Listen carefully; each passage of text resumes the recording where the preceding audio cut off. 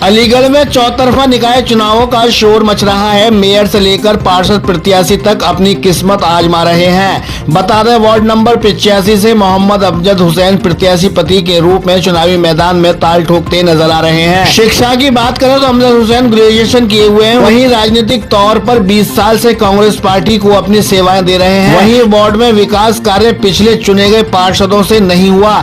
इसी को लेकर अमजद हुसैन ने ये बीड़ा उठाया है कि अगर जनता चुनकर नगर निगम उन्हें पहुंचाती है तो वो तन मन धन से वार्ड में चारों ओर चहुमुखी विकास करेंगे।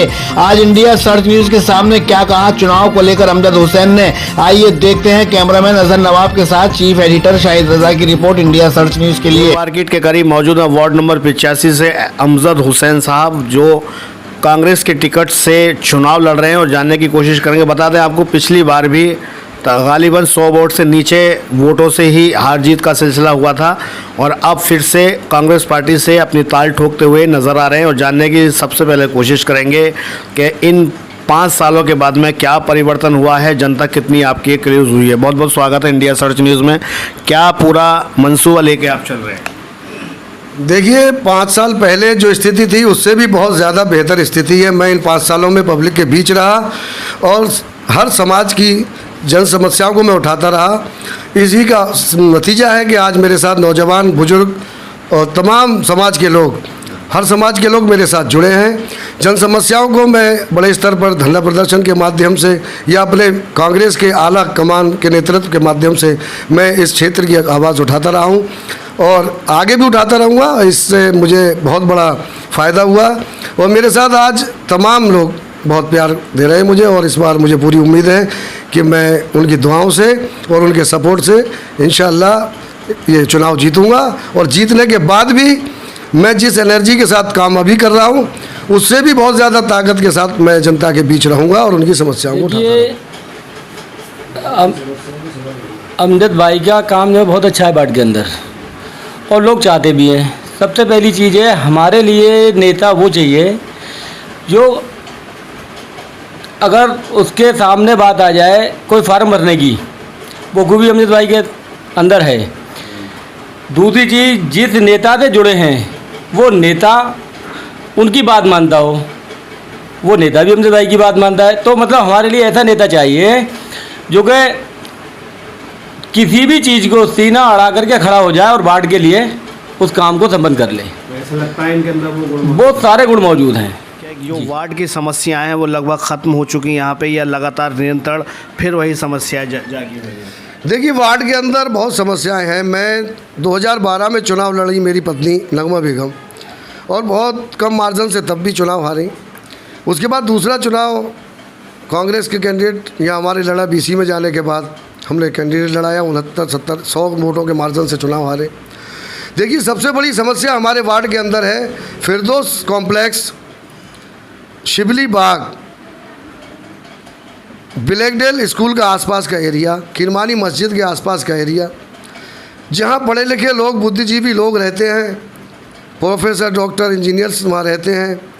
यहां पार्षद बनने के बाद उन इलाकों में आज तक सफाई कर्मचारी वहाँ नहीं पहुँचे।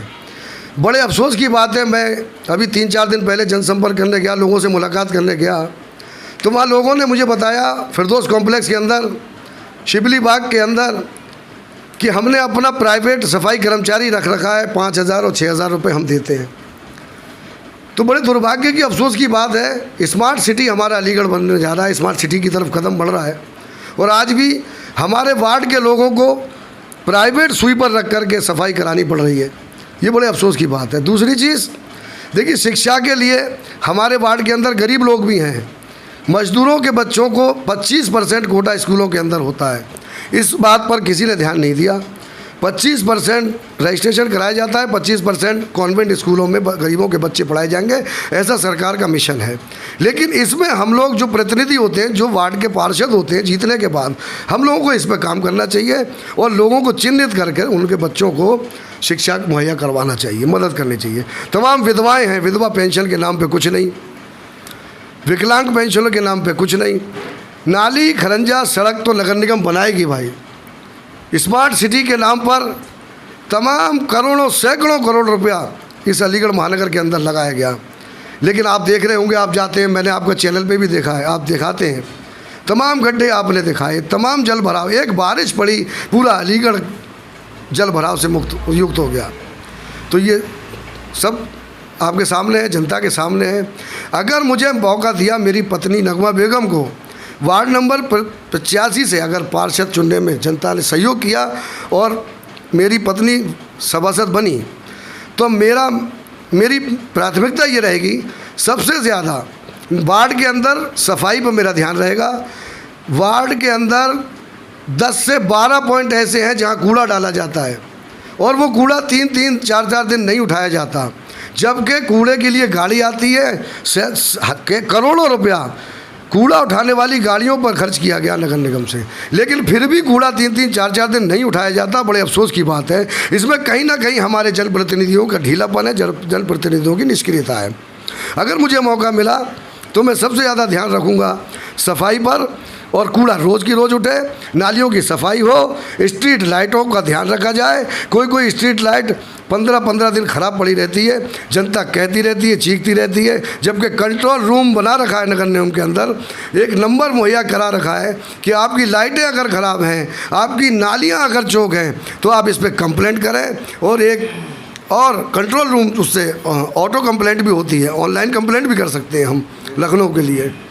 तो मैं पूरा संघर्ष करूंगा, इस वार्ड के लिए मेहनत करूंगा। 25 साल से कांग्रेस की सेवा कर रहा हूं और करता रहूंगा, और इस वार्ड की आम जनता की जो निजी समस्याएं हैं, उन समस्याओं को नीचे स्तर से लेकर के और बड़े स्तर तक, आला अधिकारियों तक इसकी आवाज़ उठाऊंगा और समस्या का समाधान। चुकी है चुनावी रणभेरी, अब होने वाला है शंखनाद, पिच रही है चुनावी बिसात, किस करवट बैठेगा सियासत का ऊंट, चुनाव से पहले चुनाव की बात, हर दावेदार से कराएंगे आपकी मुलाकात।